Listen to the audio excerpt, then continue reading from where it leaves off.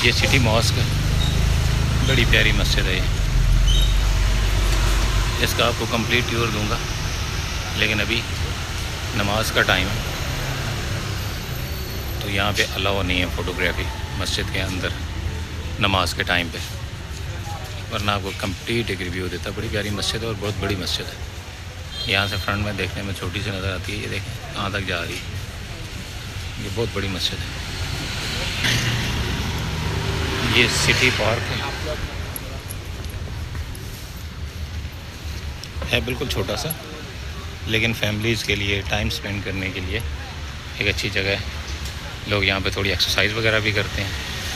ये एक्सरसाइजेस के लिए ये एरिया बनाया हुआ है। ये यहाँ फैमिलीज़ बैठती हैं, एंजॉय करती हैं। मस्जिद से मुल्क है, यहाँ से भी आपको मस्जिद नज़र आ रही होगी। बहुत बड़ी मस्जिद है ये, ऊपर तक सारी बिल्डिंग जो है ना, ये सामने जो नज़र आ रही है ये मस्जिद की।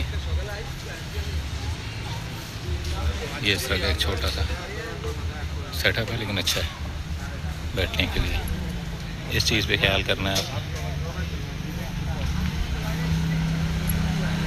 इस चीज़ की कोई माफ़ी नहीं है यहाँ पे।